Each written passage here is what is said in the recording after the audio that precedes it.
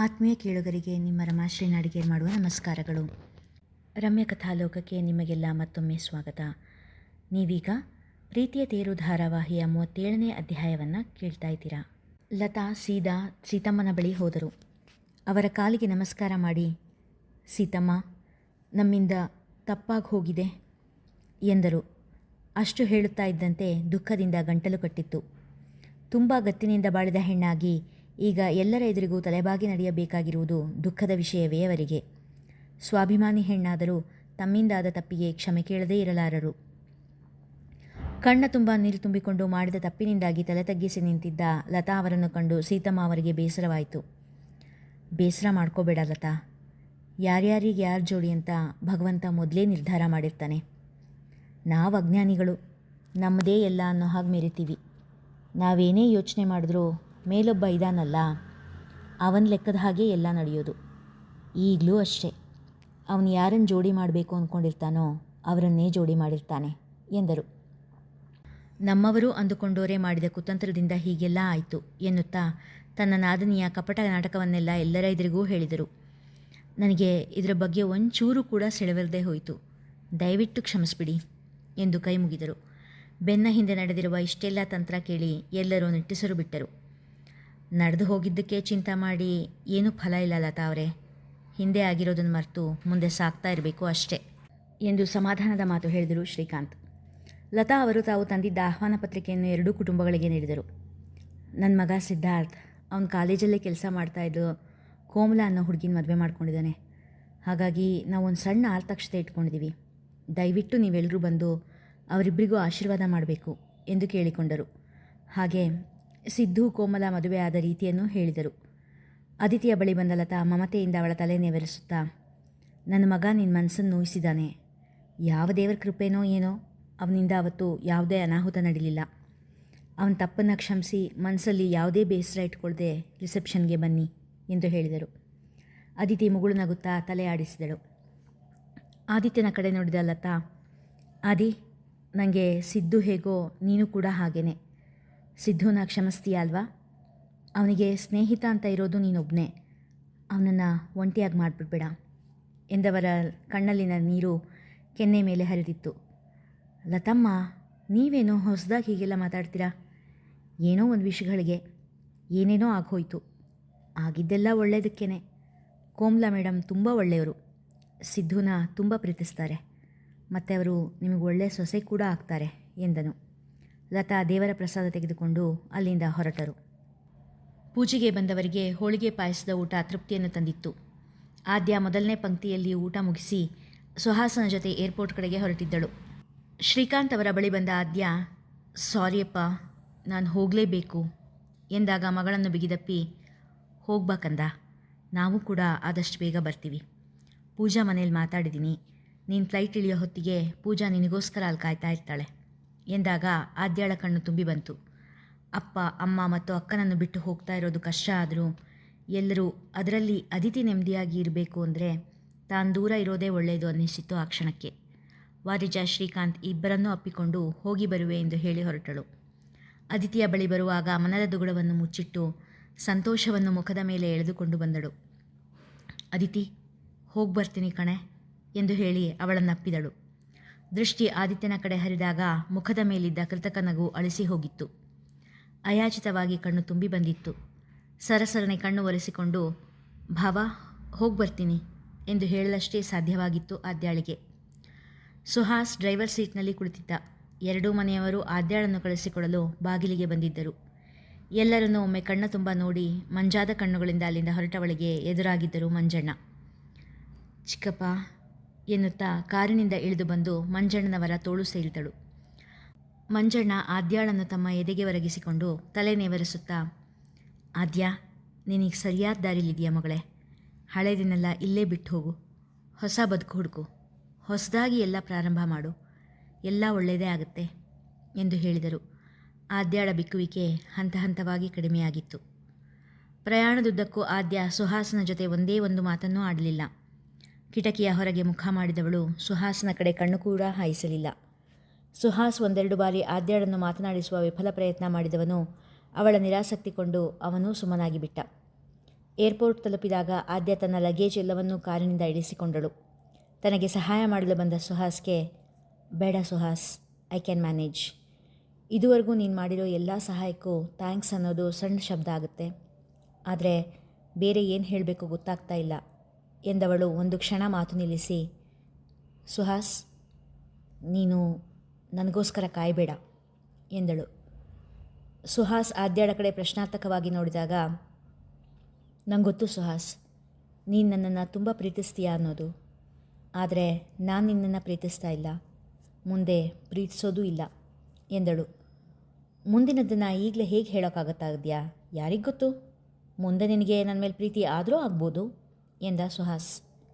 ಇಲ್ಲ ಸುಹಾಸ್, ಆಗಲ್ಲ, ಇದು ಖಂಡಿತ. ನಾನು ಮತ್ತೆ ಆದಿತ್ಯ ಇರೋ ಊರಿಗೆ ಸೊಸೆಯಾಗಿ ಬರಲಾರೆ. ಆದಿತ್ಯ ನನ್ನ ಮೊದಲನೇ ಪ್ರೀತಿ. ನಾನು ಜೀವನದಲ್ಲಿ ಮೂವ್ ಆನ್ ಆಗ್ಬೋದು, ಆದರೆ ಆದಿತ್ಯನ ಮರೆಯಲಾರೆ. ಸೊ ಪ್ಲೀಸ್, ನಿನ್ನ ಜೀವನದ ದಾರಿನೇ ಬೇರೆ, ನನ್ನ ಜೀವನದ ದಾರಿನೇ ಬೇರೆ ಎಂದವಳು ತನ್ನ ಲಗೇಜ್ ತೆಗೆದುಕೊಂಡು ಹೊರಟಳು. ಆದ್ಯ ಒಮ್ಮೆಯಾದರೂ ತಿರುಗಿ ನೋಡುವಳೇನೋ ಎಂದು ಕೊನೆಯವರೆಗೂ ಕಾದ ಸುಹಾಸ್.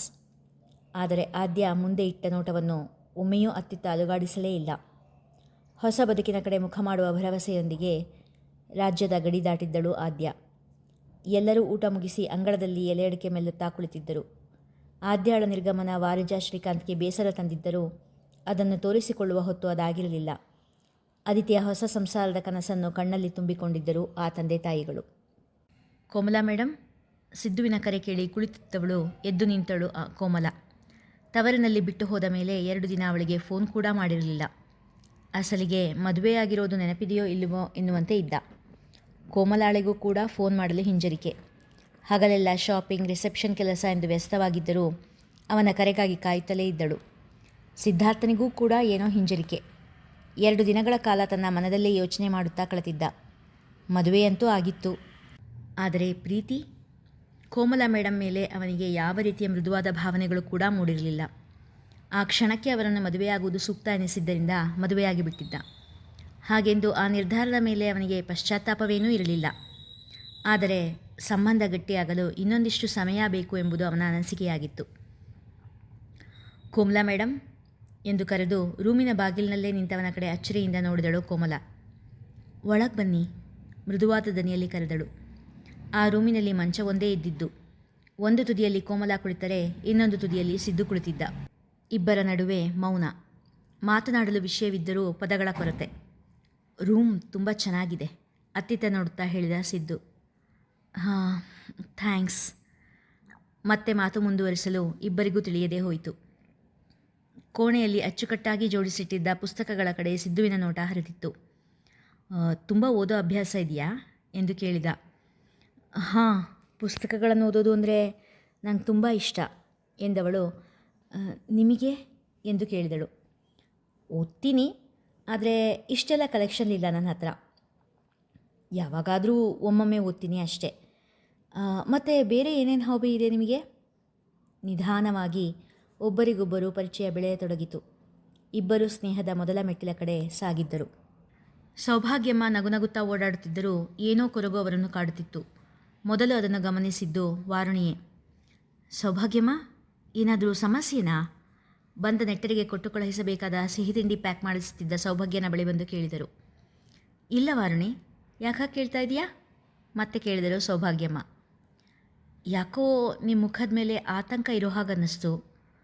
ನೋಡಿ ಸೌಭಾಗ್ಯಮ್ಮ, ನಾನು ನೀವು ಮೊದಲು ಗೆಳತಿರು, ನೆರೆಹೊರೆಯವರು, ಆಮೇಲೆ ಬೀಗರು. ಏನಾದರೂ ಇದ್ದರೆ ದಯವಿಟ್ಟು ಹೇಳಿ ಎಂದಳು ಪ್ರೀತಿ ತುಂಬಿದ ಸ್ವರದಲ್ಲಿ. ಹಾಗಿಲ್ಲ, ಏನೂ ಇಲ್ಲ ವಾಣಿ ಎಂದು ಹೇಳುತ್ತಾ ಇದ್ದಂತೆ ಅಲ್ಲಿಗೆ ಬಂದ ಲೀಲಾ. ಯಾಕಿಲ್ಲ, ಮಗನ ಮದುವೆ ಟೆನ್ಷನ್ ಮುಗೀತು, ಇನ್ನು ಮಗಳ ಮದುವೆ ಟೆನ್ಷನ್ ಶುರು. ಸೌಭಾಗ್ಯಮ್ಮ, ನೀವೇನು ಯೋಚನೆ ಮಾಡಬೇಡಿ, ನಾವೆಲ್ಲ ಇದ್ದೀವಲ್ಲ, ನಾವು ಮುಂದೆ ನಿಂತು ಅನು ಮದುವೆನ ಗ್ರ್ಯಾಂಡಾಗಿ ಮಾಡಿಕೊಡ್ತೀವಿ ಎಂದರು. ಅಷ್ಟರವರೆಗೂ ತಡೆತಿದ್ದ ಕಣ್ಣೀರು ಸೌಭಾಗ್ಯಮ್ಮನ ಅಣತಿ ಮೀರಿ ಹೊರಗೆ ಬಂದಿತ್ತು. ಅಳ್ತಾ ಇದ್ದೀರಾ? ಯಾಕ್ರಿ ಸೌಭಾಗ್ಯಮ್ಮ ಎಂದಾಗ, ಛೇ ಅಳು ಅಲ್ಲ ರೀ, ಸಂತೋಷ. ಇಷ್ಟು ಒಳ್ಳೆ ನೆರೆಹೊರೆ, ಇಷ್ಟು ಅರ್ಥ ಮಾಡ್ಕೊಳ್ಳೋ ಬೀಗರು ಎಲ್ರಿಗೂ ಎಲ್ಲಿ ಸಿಗ್ತಾರೆ ಹೇಳಿ ಎಂದು ಮಾತು ತಿಳಿಸಿದರು. ಅದಿತಿ ಆದಿತ್ಯನ ಸಂಸಾರ ಶುರುವಾಗುವ ದಿನವೂ ಅದೇ ಆಗಿತ್ತು. ಅಂದು ಸಂಜೆ ಅದಿತಿ ಆದಿತ್ಯ ಇಬ್ಬರನ್ನು ಕರೆದುಕೊಂಡು ಹೋಗಿ ಊರ ದೇವರಿಗೆ ಹಣ್ಣು ಕಾಯಿ ಮಾಡಿಸಿಕೊಂಡು ಮಂಗಳಾರತಿ ಮಾಡಿಸಿಕೊಂಡು ಬಂದರು. ರಾತ್ರಿ ಊಟವಾದ ಮೇಲೆ ಹೆಂಗಳೆಯರೆಲ್ಲ ಸೇರಿ ಅದಿತಿಗೆ ಲಘುವಾಗಿ ಸಿಂಗಾರ ಮಾಡಿದರು. 5 ಜನ ಮುತ್ತೈದೆಯರು ಆದಿತ್ಯನನ್ನು ಹಸೆ ಮೇಲೆ ಕೂರಿಸಿ ಕೆಂಪು ನೀರಿನ ಆರತಿ ಮಾಡಿ ದೃಷ್ಟಿ ತೆಗೆದರು. ಹಿತಮಿತವಾಗಿ ಅಲಂಕರಿಸಿದ ರೂಮಿನಲ್ಲಿ ಇಬ್ಬರನ್ನು ಬಿಟ್ಟು, ಅದಿತಿ, ಬೆಳಿಗ್ಗೆ 6 ಗಂಟೆ ಒಳಗೆ ಸ್ನಾನ ಮುಗಿಸ್ಬಿಡು ಎಂದು ಕಿವಿಮಾತು ಹೇಳಿ ಮುಸಿ ನಗುತ್ತಾ ಹೊರಗೆ ಹೋದರು. ತಿಳಿನೀಲಿ ಬಣ್ಣದ ಸಣ್ಣ ಬಂಗಾರದ ಅಂಚಿನ ಹಗುರಾದ ಸೀರೆಯಲ್ಲಿ ಅದಿತಿ ದೇವತೆಯಂತೆ ಕಂಗೊಳಿಸುತ್ತಿದ್ದಳು. ಅಮ್ಮ ನೀಡಿದ ಹಾಲನ್ನು ಆದಿತ್ಯನ ಮುಂದೆ ಹಿಡಿದಳು ಅದಿತಿ. ಇಬ್ಬರಿಗೂ ನಾಚಿಕೆ, ಮುಜುಗರ. ಭಯದಿಂದ ಅದಿತಿ ಸಣ್ಣಗೆ ನಡುಗುತ್ತಾ ಇದ್ದುದನ್ನು ಕಂಡ ಆದಿತ್ಯ ಮೀಸೆ ಅಡಿಯಲ್ಲಿ ನಕ್ಕನು. Aditi, feel comfortable. ನಾವಿಬ್ಬರೂ ಒಬ್ರನ್ನೊಬ್ಬರು ಸ್ವಲ್ಪನಾದರೂ ಅರ್ಥ ಮಾಡ್ಕೊಂಡ ಮೇಲೇ ನಮ್ಮ ಸಂಸಾರ ಶುರುವಾಗಲಿ ಅನ್ನೋದು ನನ್ನ ಅಭಿಪ್ರಾಯ ಎಂದನು ಆದಿತ್ಯ. ಅದಿತಿ ನಿರಾಳವಾಗಿ ಉಸಿರಾಡಿದಳು. ಹಾಲು ಕುಡೀರಿ ಎಂದಳು ಅದಿತಿ ಮೆಲುವಾಗಿ. ಅರ್ಧ ಲೋಟ ಹಾಲನ್ನು ಇನ್ನೊಂದು ಲೋಟಕ್ಕೆ ಬಗ್ಗಿಸಿ, ನೀವು ತಗೊಳ್ಳಿ. ನಾನು ಗಮನಿಸಿದೆ, ಮುಜುಗರಕ್ಕೆ ನೀವು ಸರಿಯಾಗಿ ಊಟ ಮಾಡಲೇ ಇಲ್ಲ ಎಂದು ಹೇಳಿ ಹಾಲು ಕೊಟ್ಟನು.